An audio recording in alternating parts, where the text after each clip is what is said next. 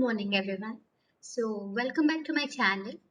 So, I have been little inactive in the past few weeks. Has been very hectic, and so without further ado, let's start with the topic of discussion today: the ECMID versus IDSA guidelines for treatment of MDR-GNB.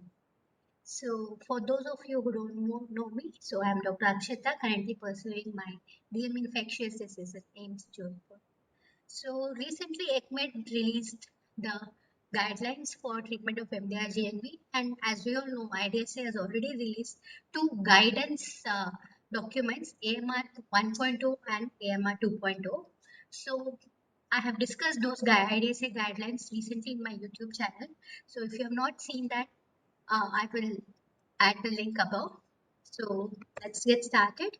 So let's look at the major differences which you will find between these two guidelines. So ECMID is a systematic review of the various RCTs and observational studies, whereas IDSA is not a systematic review of literature, and it is based on the expert opinion of a few IDSA experts.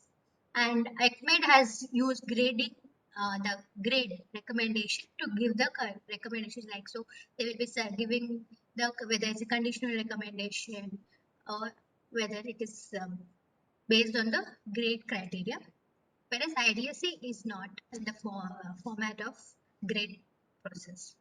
And ECMID, the organisms targeted are third generation cephalosporin resistant enterobacteriaceae, carbapenem resistant enterobacteriaceae, carbapenem resistant Pseudomonas aeruginosa, and carbapenem resistant Acinetobacter baumannii. And they have not made any distinction between ESBL or AmpC.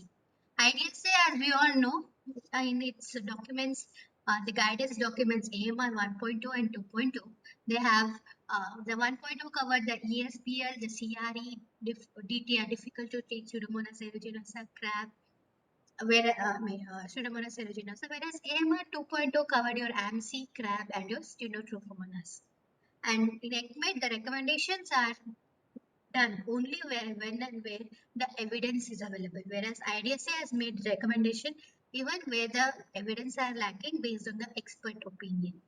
And ECMID also gives considerations to the antibiotic stewardship part, whereas IDSA do not explicitly mention about this antibiotic stewardship consideration. And this ECMID in the guidelines published, they stratify the patients based on the sepsis severity, and they have adopted the sepsis 3 criteria for dividing the patients into whether sepsis, septic shock, and they have used the increment CPA scoring system for dividing into low or high risk. Whereas IDSA stratifies, as we all know, into treatment based on whether the patient is having uncomplicated UTI or whether pyelonephritis or complicated UTI or non-UTI, that is infections other than urinary tract infection. And there is no low or high risk infection categories in the first AMR document, that is which covers the ESBL, the CRE, and difficult to treat Pseudomonas aeruginosa. So this is just a brief overview of the major differences which are there between these guidelines, and the differences in the document per se we'll be discussing further. So the first question addressed by the ECMID is, what is the antibiotic of choice for third generation cephalosporin resistant enterobacteriaceae? So as I mentioned, they have classified into they're stratified basically into severe infection and non-severe infections. The severe infections include your sepsis or septic shock based on the sepsis guidance, and other definition is low and high risk infection, and it is based on the increment CPE score.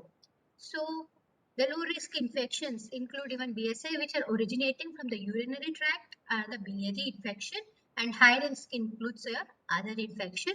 And this is the CPE increment CPE score, which we had already discussed in the last webinar on rational use of cholesterol. So this increment CP score predicts 14-day mortality in patients with CRE infection, and this composes of these variables: severe sepsis or septic shock, PIT score of more than equal to 6, Charlson comorbidity index of more than equal to 2, source of infection other than urinary tract or biliary tract, inappropriate early targeted therapy. So the overall score is 17. If the patient is having a CP's increment CP score of more than equal to 8, it is recommended that you give a combination therapy. So let's understand with an example. So patient comes with severe sepsis. So patient is in ICU, is in severe sepsis and he has VAP. So what will you do there? So in the severe sepsis, the score is 5, and the VAP, the score is it's an infection other than urinary tract or biliary tract. So you have to give a combination therapy. So now another patient is coming with urosepsis. So the source of infection is urinary tract. So there you won't be giving any score for that. And the patient is in sepsis. So the score is 5 and it is less than 8. So that's why you can give monotherapy. And so what are these PIT score and Charlson comorbidity index? So Charlson comorbidity index is nothing but there are various comorbidities the patient may be having. So each of which is given a particular score. So this is easily available on the mobiles and various presentation.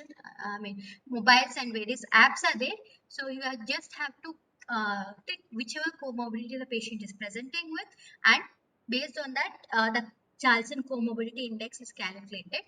So suppose giving an example, so if a diabetic patient is coming with urosepsis, so what you will do in that case, whether you will give a monotherapy or a combination therapy. So diabetes without chronic complications has a score of 1, and in urosepsis the score was 5, right? We had already discussed. So 5 plus 1 6 less than 8, so you can still give a monotherapy. Next, another example, if COPD patient with diabetes initially underwent surgery for intestinal obstruction, now is in sepsis. So what you will do, whether you will give a monotherapy or a combination therapy. So in that case, so if you calculate COPD as a score of 1, diabetes 1, so 2, so the Charlson comorbidity index score also comes, and then source of infection is other than biliary tract, so another 3 points, and then another 5. So it's definitely more than 8, so you'll have to give a combination therapy. So what is this PIT score and quick PIT score? So PIT score is nothing but a criteria just like your SOFA score. It will give a scoring based on the presence of fever, hypotension, mechanical ventilation, cardiac status, cardiac arrest or mental status. Again, this is because there is grading system, it is difficult to perform or remember rather. So there is a quick PIT score. So in this case, there is patients having hypothermia, hypotension, respiratory rate of more than 25, or the patient if is on mechanical ventilation, cardiac arrest, and mental status. So each of which carries 1 point. So if the score is more than 5, then the patient will, if the score is more than 2, the patient is in sepsis, and even the PIT score, if it is more than 4, then again you will be including it in the increment CPE score. So coming to the ESCMID guidelines, so first is third generation cephalosporin resistant enterobacteriales. So they have not made a distinction between ESBL or AmpC. As I'm sure most of us, it is difficult to predict clinically based on the place. And again, as we all know, CLSI does not recommend testing of these. So ECMID, by giving the guidelines based on this, has made it easier for us to predict what to give for treatment. And also one more important thing is IDSA, as we will be discussing further, and already as we have discussed, IDSA has distinguished between ESBL and AmpC, and for ESBL they have directly go for carbapenem, and there is no recommendation in between based on the patient status. So here we can see ECMID as divided the treatment based on the clinical status of the patient as well as type of infection. So first and foremost, this is source control. So this is a very, very, very important step in treating the patient is the source control. So if you do not know the source of infection, you should always make an attempt to know the source of infection, because unless the source is treated, no amount of antibiotic is going to cure the patient, and you will be just pumping in the antibiotics without any clinical cure. So first and foremost, the source control. And now if the patient is having bloodstream infection or severe infection. So what were the severe infections we have already discussed? And based on the CP score, you can predict, or you can predict or the infections other than urinary tract infection or biliary tract infection. So in that case, carbapenem is the drug of choice, that is imipenem or meropenem. This is a strong recommendation with moderate certainty of evidence. So wherever the evidence the recommendation is strong, I will be mentioning. Otherwise, all the recommendations are conditional recommendation.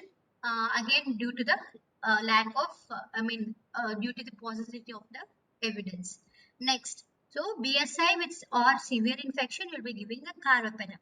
So if the patient is in BSI without septic shock, they are suggesting ertapenem over meropenem or imipenem. So why we'll be discussing later. Then in patients having lower risk or non-severe infection, they are suggesting piptaz, amoxiclav or quinolone or cotrimoxazole. And again, they have not made, they have mentioned the specific BLBLI, older BLBLI, and they have no recommendations provided for cefaperazone, sulbactam and other older BLBLI. So if the patient is in low risk infection or non-severe infection, you can still go for peptide, amoxiclav, quinolone or cotrimoxazole based on the susceptibility. And now next situation, patient is a complicated UTI without septic shock. If the patient is having complicated UTI without septic shock, in that case, short course of aminoglycoside you can be easily given, or IV fosfomycin is recommended. This is again a strong recommendation with high certainty of evidence. So if the patient is having complicated UTI without septic shock, aminoglycoside short therapy or IV fosfomycin can be given. And always step down therapy is required. So once the infection based on the source control, so if the infection is controlled, adequately controlled, and the patient is hemodynamically stable, you can step down to the old BLBLI, quinolones or cotrimoxazole based on the patient's response. So this is the uh, recommendations of the IDSA. And what are not to be used? Tigecycline, newer BLBLIs. Again, basically, you will be reserving these for the XDR organism. Hence, obviously, they will have an action on this, but you are preserving these drugs for further resistance. And they are not, ECMID is strongly not recommending cefamycins like cefoxitin, cefmetozole, and cefepime.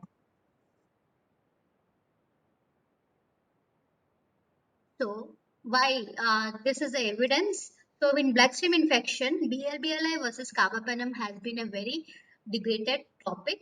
So first and foremost, we had the Merino trial where they compared piptaz with meropenem for treatment. And there they have found that piptaz was associated with higher mortality when compared to carbapenem. But when they reanalyzed the study, there was high rate of false susceptibility to peptides. Hence, this could have been a confounder in that case. And once it was reanalyzed, there was found to be not significant difference between the mortality associated with the patients treated with piperazine tazobactam or with meropenem. So you can see it is around 13 out of 134, whereas versus 6 out of 149 patients. Next, we had the Merino 2 pilot trial where they have compared peptides with meropenem in AmpC producers. Again, here they have used but they are susceptible to third generation cephalosporin. So, and the organisms included in this trial were Enterobacter, Citrobacter, Fluendium, Morganella, Providentia, Klebsiella, Serratia, and they found that there was no significant difference in the clinical cure. And there are various observational studies, around 20 studies, and none of them have found to be having significant difference in the mortality or the outcome between the BLBLI and carbapenem. Again, the ECMID has given the entire list of the studies which has been included in this 20 studies.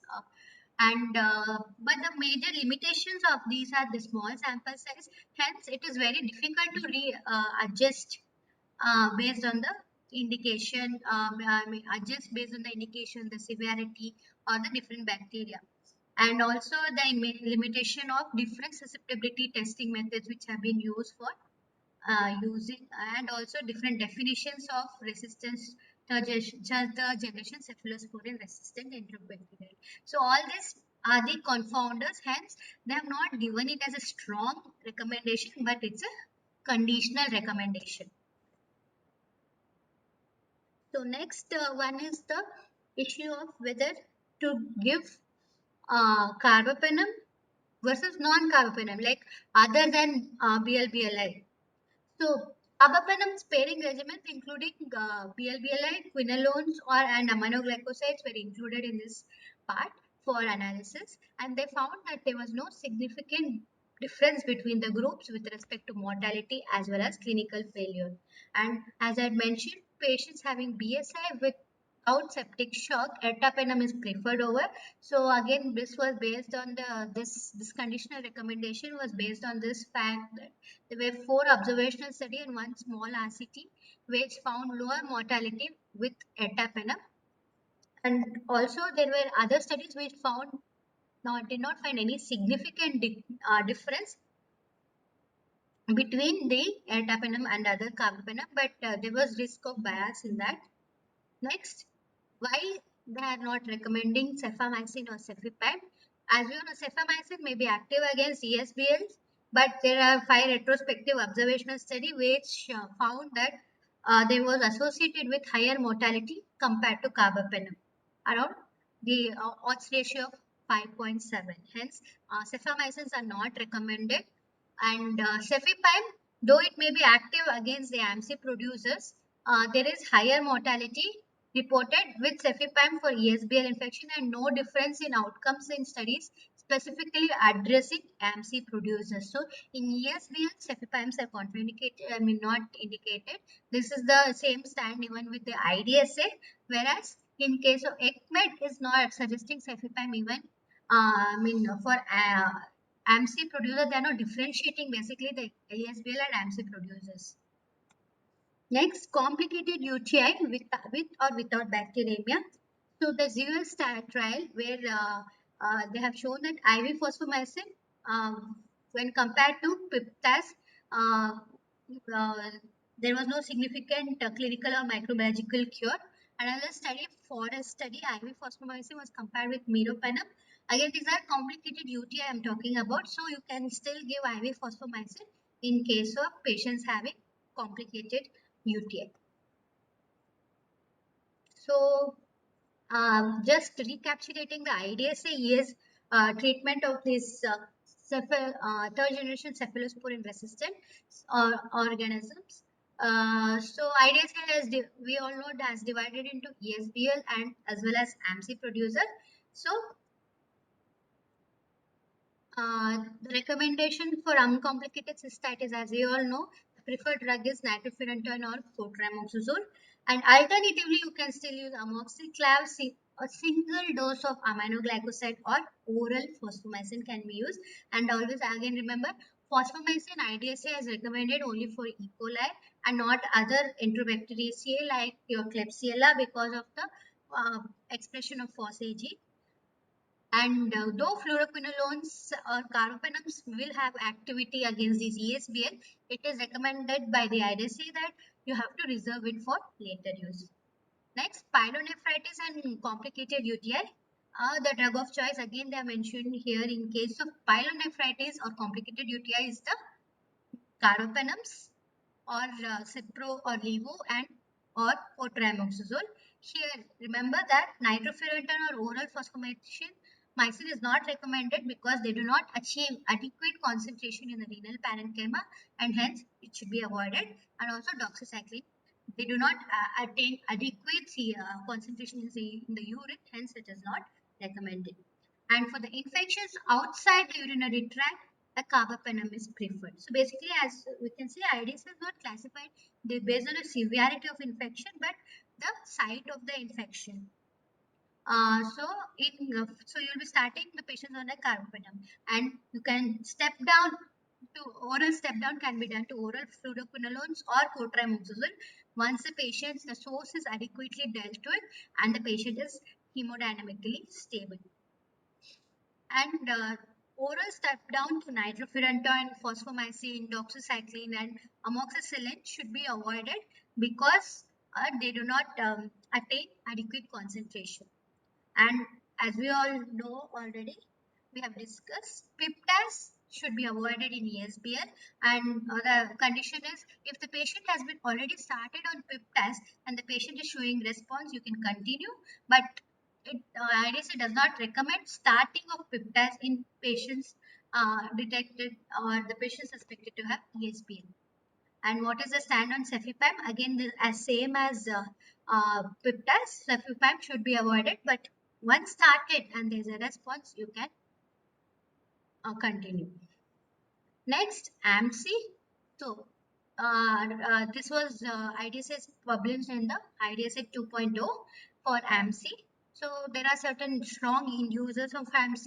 So, these are the drugs which should not be used in case of AmpC producers like amoxicillin, ampicillin, first generation or narrow spectrum cephalosporin, cefamycins, imipenem. Imipenem is a strong inducer of AmpC, and hence this imipenem should be avoided in AmpC producers. Piperacillin, ceftriaxone, ceftazidime, or aztreonam. So these are the drugs. It should be continued in the. It should not be used in patients in the isolates producing AmpC or known to be producers of AmpC, and what can be used. So these are not affected by they are very low inducers, so these can be used. So those are fluoroquinolone, aminoglycosides, cotrimoxazole, tetracycline. Basically, non-beta lactam antibiotics can be used, and cefepime can be used when the MIC is less than 2. So why have they recommended this? So again, in detail we have discussed already. So cefepime, when the MIC, they have seen that when the MIC was more than 2, like around 4 to 4, 8, etc. Cefepime is known to co-harbor the ESBL producers, and as we all know, in ESBL producers, we are not supposed like cefepime is not indicated. Hence, cefepime when MIC is less than 2, you can give.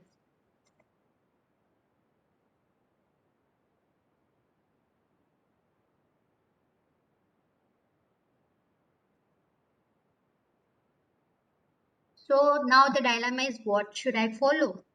So this is what I have tried to combine the basically the important evidence-based ECMID and IDSA and made this short table. So in the patients having BSI and or severe infection, carbapenem, you better start the patient on carbapenem, and you can oral step down to levofloxacin or cotrimoxazole. And next, in the patients having low risk or non-severe infections. So again, I'm emphasizing you can always look for the scoring system, increment CP scoring system, or you can, so low risk infections include your urinary tract infection, biliary tract infections, or BSI secondary to that. And non-severe infections include the patients who are not in sepsis or septic shock. So in that situation, you can give piptas, amoxiclav, quinolone, and cotrimoxazole. So this is the recommended treatment. You can give one of either of this. So this part is missing in your IDSA guideline. Next, in patients having uncomplicated cystitis, nitrofurantoin or cotrimoxazole, single dose aminoglycoside. So this can easily be given in patients on the OPD basis. So if a patient is coming to you with cystitis, it's not necessary that all of these patients be prescribed nitrofurantoin or cotrimoxazole. You can also advise single dose of aminoglycoside or oral fosfomycin can be given. In patients having complicated UTI, in patients without septic shock, aminoglycoside short course can be given or IV phosphomycin. So aminoglycoside short course, they are recommending up to 7 days, not more than that, because of otherwise there is increased incidence of your renal toxicity. Next, in patients having pyelonephritis or complicated UTI, it will be pyelonephritis or complicated UTI will be more of a severe. It will come under the treat as a severe infection, and in that situation, the recommendation according to the ECMID as well as in case of this one will be IDSA is carbapenem, and then you can oral step down. But what should not be given is very important. You shouldn't be giving doxycycline, oral fosfomycin, nitrofurantoin, because as we all know they do not achieve adequate concentration in the renal parenchyma, hence these should be avoided. So next we shall talk about the carbapenem resistant enterobacteriase. So CREs, according to the ECMID, again first and foremost is the source controlled. Next, in patients having bloodstream infection or severe infection, meropenem, Weber-Bactrim or ceftazidime avibactam, and if they are resistant to these or it's an MBL producer or these are not available, cefiderocol they are prescribing, again which is not available. Next, in patients in India, in patients having low risk and non-severe infections or complicated UTI, you can always give aminoglycosides, including plasmamycin, which is preferred over tigecycline. Again, this recommendation is a good clinical practice and not as such a recommendation based on the evidence.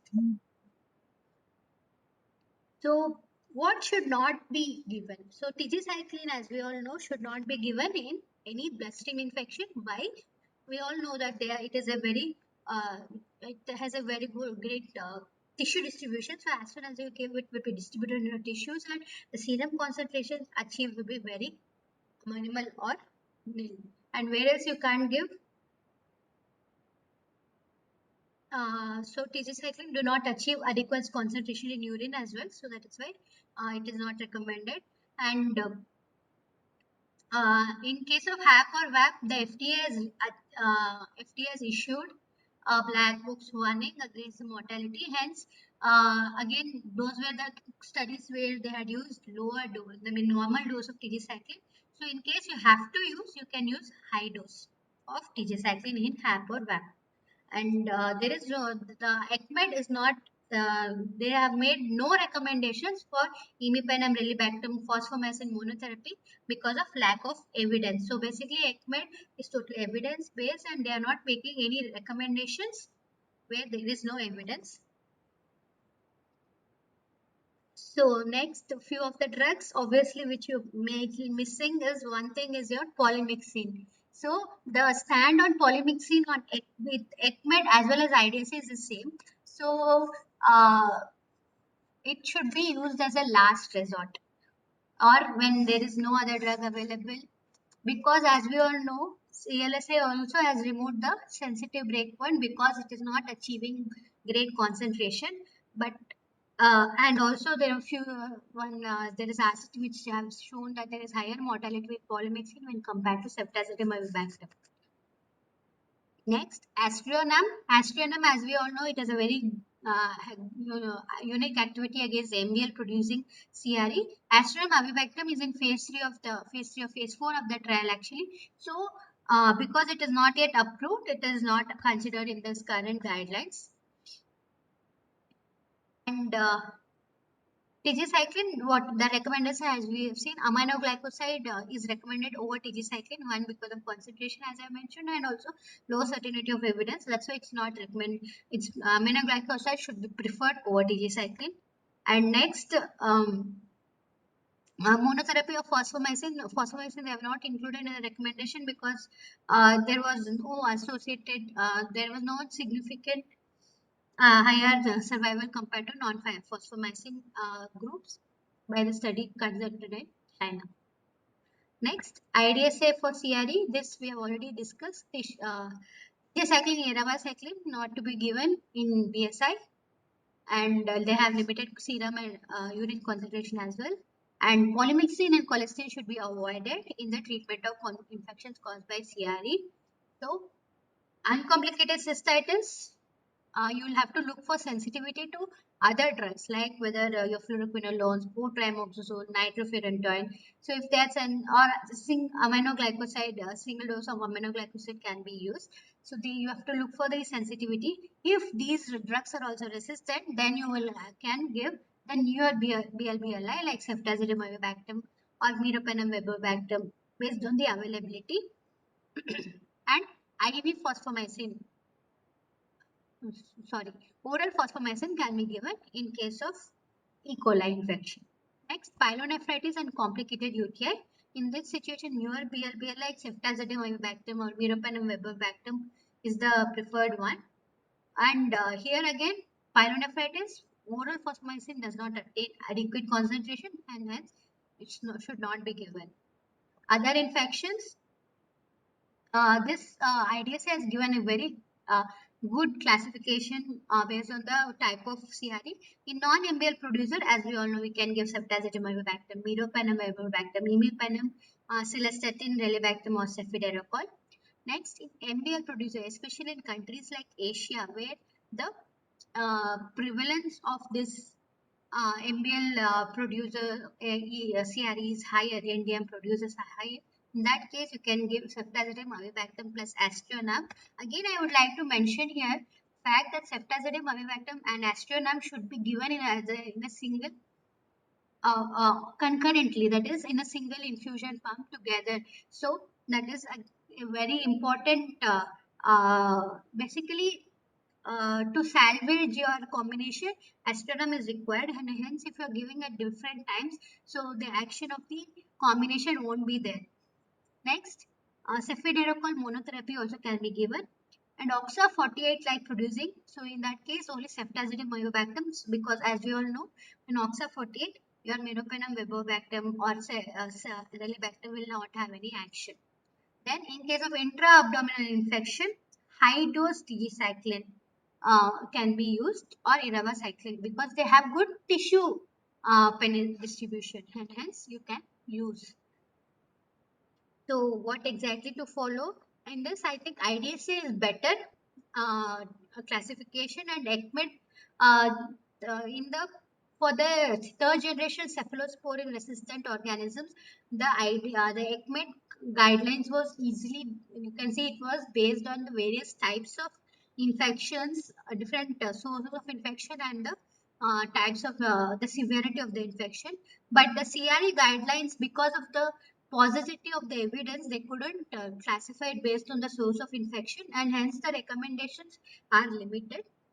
So this is what I would like to use, like make a summary of these two IDSA and ECMID. So in patients having BSI and severe infection, for non-MBL ceftazidime-avibactam, as we have discussed, MBL ceftazidime-avibactam with aztreonam, MBL producers.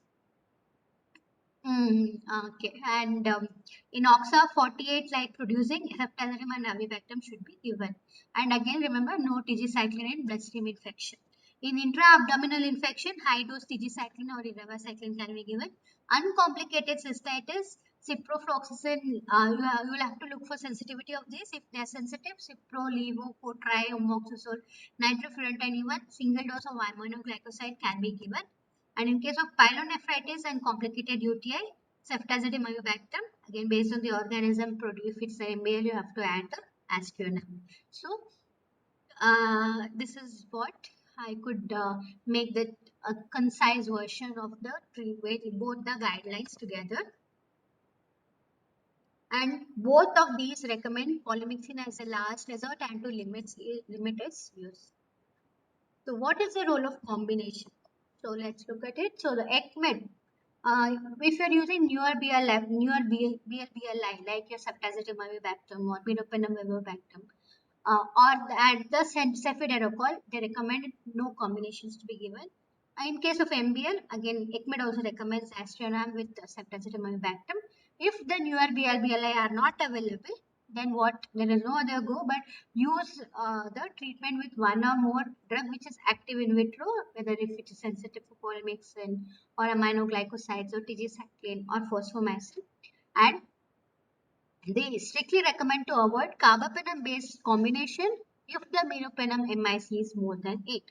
So if it is more than 8, if it is obviously you will be carbapenem resistant we are talking about. So it will be resistant, but if the MIC is more than equal to 8, then better you do not use the combination. And if it's less than 8, you have to give a high dose extended infusion meropenem. Extended infusion over 8 hours and high dose meropenem at least 8 gram over 24 hours, that is 2 gram TDS should be given. Then in case of non-severe infection or patients having low risk infections, you can only give monotherapy, which is a good clinical practice. So IDSA also has a similar stand on combination therapy. They do not recommend routine use of combination therapy with aminoglycoside or beta-lactam plus aminoglycoside or fluoroquinolone or polymyxin. And because the use of this second agent will increase the likelihood of antibiotic associated adverse events. So again, just a brief overview why ceftazidime avibactam aztreonam. This combination with aztreonam will increase its response to NBL producer. And there was one observational prospective study where they have included 1 or 2 patients who are MBL producers, and even if the in vitro the isolates were mostly non-susceptible to aztreonam. So even if it is report you're getting as aztreonam resistant, you can still give this combination. And it was associated with lower mortality and great clinical fluorine, reduced length of hospital stay. And again, there is no recommendation for testing of this combination. That is, you don't have as such currently by the CLSA or any other case one.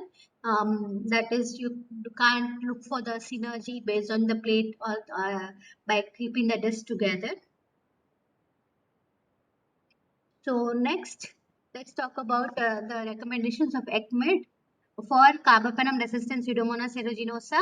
Whereas IDSA calls the recommendation for difficult to treat Pseudomonas aeruginosa. So what is difficult to treat Pseudomonas aeruginosa? These are organisms which are exhibiting non-susceptibility to all of the following, that is resistant to piptas, ceftazidime, cefepime, aztreonam, meropenem, imipenem, cilastatin, ciprofloxacin, and your levofloxacin. So first, let's talk about the ESCMID guidelines.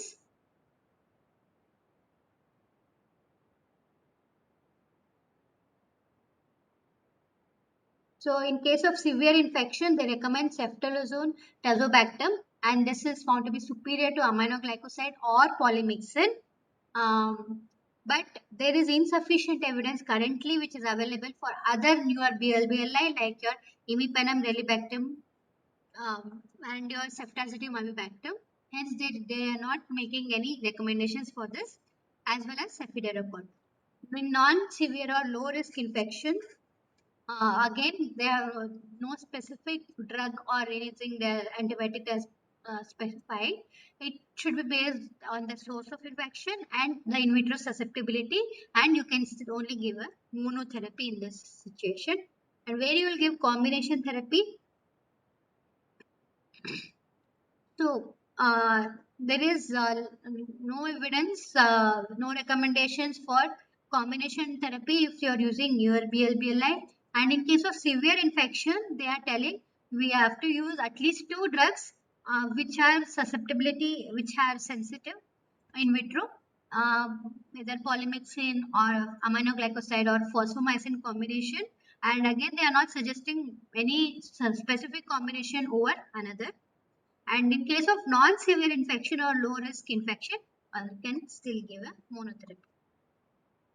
Next, talking about the IDSA difficult to treat Pseudomonas aeruginosa. In case of uncomplicated cystitis, the newer BLBLI all of all of the newer BLBL they recommending. Again, as I mentioned before, this is not based on the evidence. This is based on the expert opinion. The other new BLBLI like ceftazidime-avibactam, penicillin-statin-avibactam, or you can still give a single dose of aminoglycoside. If they are resistant, you can the alternative drug, that is the last resort, will be your colistin. In case of and again I mentioned colistin, not polymyxin. It's a renal urinary tract infection, hence colistin. So in case of pyelonephritis and complicated urinary tract infection, again the newer BLBLI, cefiderocol. If it is not available, aminoglycoside. Then in case of non-urinary tract infection, ceftriaxone, tazobactam, ceftazidime-avibactam, or imipenem, acid, and cefiderocol and aminoglycoside can be used the last resort if they are resistant. So you should always try to give the newer BLBLI. If they are not available or are not resistant, aminoglycoside plus a BLBLI is the recommended treatment. And if they are resistant to aminoglycoside as well, you can give as a last resort your polymyxin plus the BLBLI as well. So this is a recommendation by the IDSA. So why are they recommending ECMID is specifically recommending ceftriaxone tazobactam? So this is one of the BLBLI. Again, we had already discussed in the previous webinar about various newer BLBLI. So there are currently the percent of isolates which are sensitive to this is quite high compared to the other drugs. And this is one such drug where the ceftriaxone has an independent activity on the difficult to treat Pseudomonas aeruginosa, and it does not rely on this BLI counterpart to restore the susceptibility. And again, one important thing is there can be cross resistance between avibactam due to the similar mechanism of action. So next, last topic which they have discussed under ECMID is the carbapenem resistant Acinetobacter baumannii, and this is one such topic where both ECMID and IDSA have a great variability, great difference. So, coming to ECMID guidelines, if it is susceptible to sulbactam and the infection is HAP or VAP. So basically, they're concentrating on HAP or VAP. One thing is, as we all know, more infections, Acinetobacter associated infections are due to they are causing more frequently HAP or VAP, and also more studies are also on that. So if it is sensitive to sulbactam, you will give the AmpC-sulbactam. If it is resistant to sulbactam, a polymyxin or high dose tigecycline. Why high dose? Again, as I mentioned, HAP or VAP, if you are using to treat, you have to give a high dose tigecycline. And they recommend against cefiderocol because of there was incredible when the subset analysis revealed there was increased mortality when it was used, cefiderocol was used as in CRAP. What is the role of combination therapy? They do not, there is a strong recommendation to avoid the combination of polymyxin meropenem or polymyxin rifampicin when you are using it for treatment of CRAP. And in case of severe and high risk infection, you have to give at least 2 in vitro active antibiotics, which can be polymyxin or aminoglycoside or tigecycline or sulbactam, whichever is sensitive. And meropenem can be used in the combination if the MIC is less than 8. This is a good clinical practice and not based on the evidence.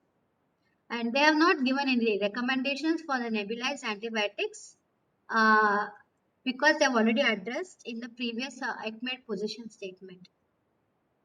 Next, the evidence for why AmpC-sulbactam is preferred over polymyxin.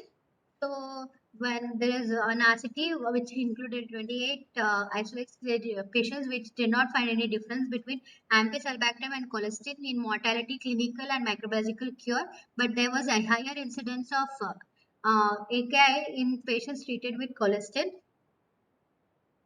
In case of in another RCT where 47 patients were there, when they compared Colistin to sulbactam, when it was given alone or in combination with meropenem, there was no significant difference between them. And another retrospective study of 167 patients in ICU, where they have treated both the primary BSI as well as pneumonia. Mortality at the end of treatment was significantly higher in the polymyxin group. And another RCT in the interim data, they have mentioned this is for the extended infusion ampicillin and a higher dose. When combined with high dose levofloxacin was better than the polymyxin.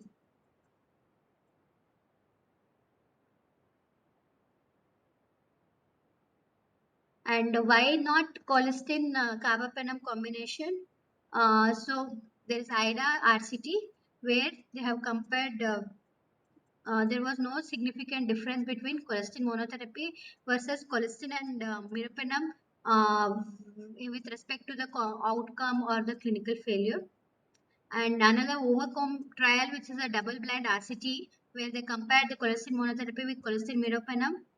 There was the mortality at the end of 28 days was similar.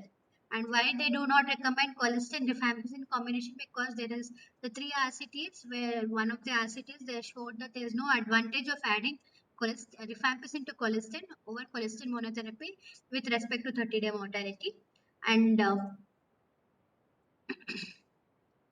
RCT, the combination of colistin and ampicillin, one of the RCTs showed that it is advantageous with respect to clinical failure, but there was no difference in 28-day mortality.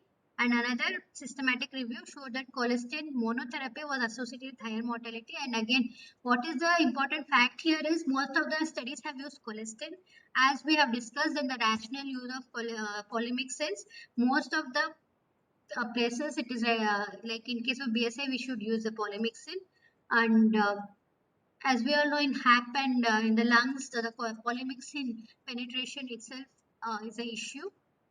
Another thing, that is why the clinical failure is there.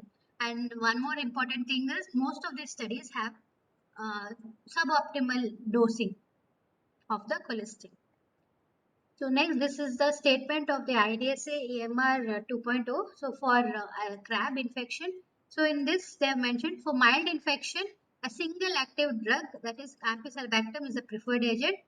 And if even, and they are telling ampicillin can be still used as a preferred agent even if it is non-susceptible to ampicillin, where you have to give, then you have to give high dose ampicillin, that is 9 gram ampicillin TDS, that is around 27.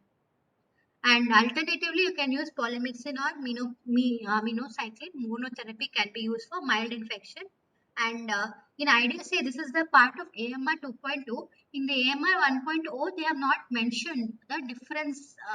They have not differentiated based on the infection, mild and moderate or severe. And mild infection, according to IDSA, includes your urinary tract infection, tracheitis, as well as biliary tract infections. And moderate to severe infections, you will have to use a combination therapy with at least two agents which are active in vitro. And in that case, high dose ampicillin should always be a component, even if it is not susceptible to ampicillin. And in this combination, you have to avoid fosfomycin or rifampicin. Again, rifampicin, as we have already seen, even ESCMID doesn't recommend the combination with rifampicin. And the IDSA does not also suggest the use of nebulized antibiotic as an adjective. They have specifically mentioned that because again, they are nebulized antibiotics.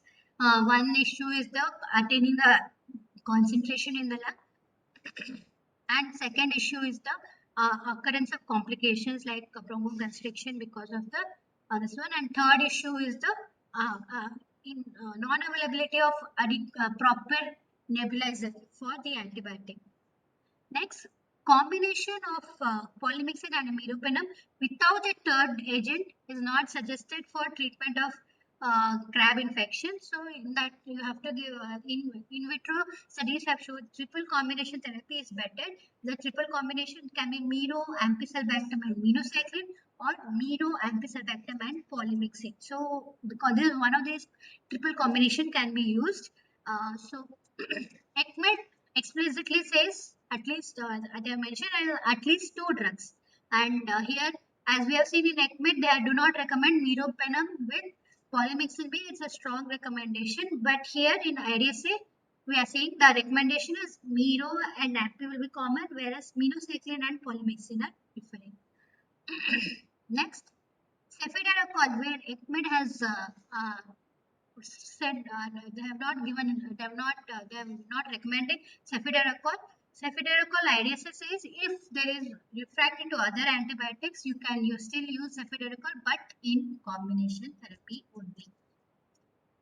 So Stenotrophomonas maltophilia, this is one of the where ECMID has not commented on this, whereas IDSA has given recently in AMR 2.0.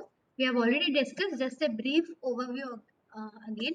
So in case of mild infection, monotherapy is preferred, where cotrimoxazole is the drug of choice for Stenotrophomonas maltophilia, and minocycline is preferred over TG cycline amongst these groups. So why minocycline? Again, why? Because it has both IV and oral. You can easily test for that where CLSA breakpoints are available, and there are good clinical experience which is available with minocycline, but which is not available for the TG cycline. And levofloxacin can be used. Again, levofloxacin, the issue is the resistance, the intrinsic resistance to Stenotrophomonas, like as we had seen in the last discussion. Stenotrophomonas again harbors various intrinsic drug resistance mechanism, and hence it is difficult to treat. Then in case of moderate to severe infection, combination therapy, that is cotrimoxazole and minocycline is preferred. But if you can always start the cotrimoxazole as a monotherapy, and then if you have to, based on the clinical response, if there is no clinical response, you can add the second agent, and the second agent it is preferred if minocycline, preferred agent is the minocycline. And if the drugs are resistant or there is no other go, you can use the combination of ceftazidime, avibactam, and aztreonam. And again, ceftazidime as single agent or cannot be used in treatment of Stenotrophomonas, as we have discussed prior, because of the resistance, intrinsic resistance mechanism. And as I mentioned, ECMID does not include treatment of um, Stenotrophomonas maltophilia. So this antibiotic stewardship consideration is included in the part as a part of ECMID but not IDSA. So first and foremost is optimal antibiotic dosing. This is very important. If you may always be choosing the antibiotic correctly, but if you are not giving the optimal or appropriate dose based on the organism, based on the site of infection, so there will always be clinical failure. Then again, the dosing and the mode of administration should be optimized based on the pathogen and the indication. Source control is very important. That source control should always be made the priority. And if the patient is presenting with sepsis, always try to find the source of the infection, because unless you treat the source, there is, how much ever you pump in the antibiotic, there will not be any clinical response, and this is required to optimize the clinical outcome and to shorten the antibiotic treatment. And always you have to do the follow-up cultures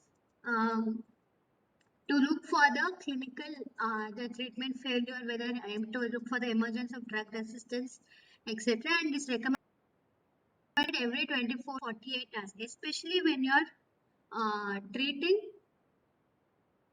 especially when you're treating patients with multi-drug resistance. And what do you do for pan-resistant GNB?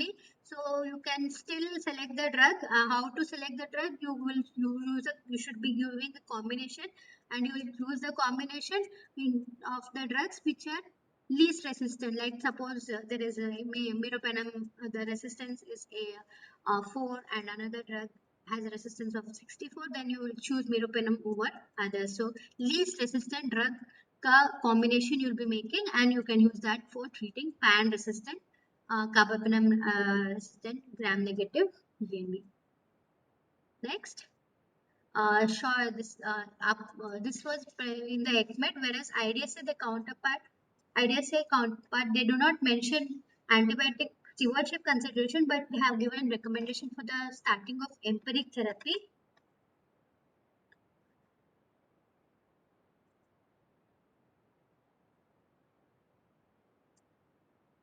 So what all you should consider before starting an empiric therapy?